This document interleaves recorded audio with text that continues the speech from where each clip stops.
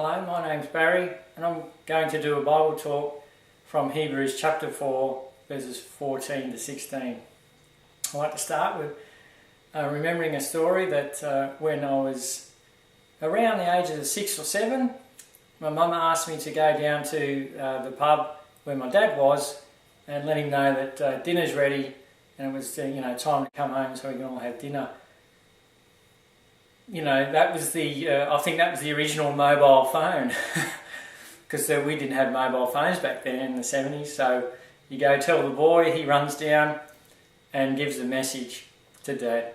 But on the way down, I think this was the first time that Mum had ever asked me to do something like that.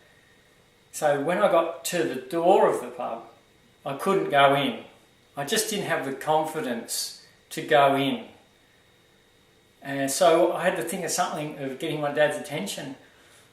And all I could really think of at the time was to walk backwards and forwards in front of the door so that maybe, someone might see me or, Dad might see me and, then he'd come to the door. I think someone did mention, is that your boy out there? And he goes, yeah, he admitted that he knew me. Which is a good thing, I'm owned by somebody. So he came to the door and he actually said to me, you could have gone in, why didn't you go in? Well, I just didn't have the confidence to go in, like 6 or 7 years old going into the pub, that was like a sanctuary for the men to go, not for boys or for women, but for men. And I just couldn't go in there. So we see in Jesus' time that Israel has a temple in Jerusalem. Now I'm not comparing pubs and temples, even though people religiously go to the pub. But that's another story, I'm sure. But in the temple, it was a place to worship God.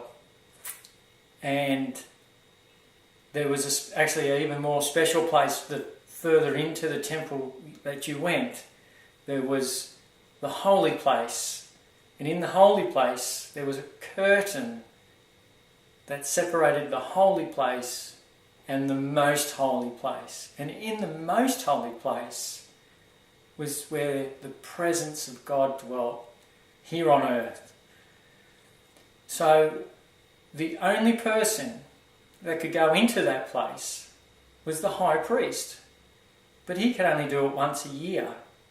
And that was to offer atonement for the sins of the people of Israel.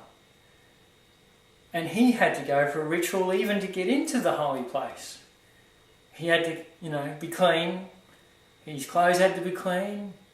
He had to present himself as like pure and holy to a most holy God. So we are separated by that curtain.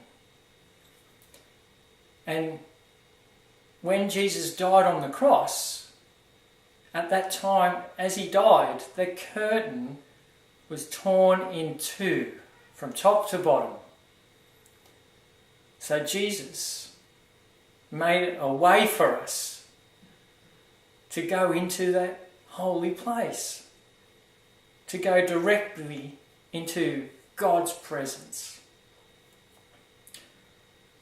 So while Jesus, in Acts, we see that Jesus ascends into heaven.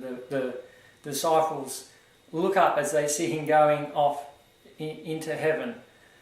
Well, he is our high priest in heaven now. And that is something that, the writer of Hebrews tells us to hold on to our faith because of that. That because we have a high priest who understands what we are going through, who is not someone that is beyond what what goes on in our lives, because he knows that we are tempted by sin and that we have troubles in our life. Because he, when he was on earth as a man, he went through the same things we went through. He was tempted in every way, just like us, but was without sin.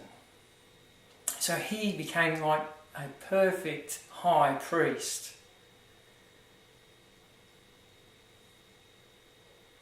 He was the sacrifice for us.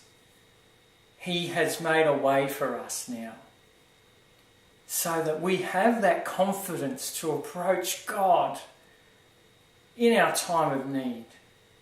When we've been tempted, we can approach the throne of grace. That's where we will find mercy and grace in our time of need.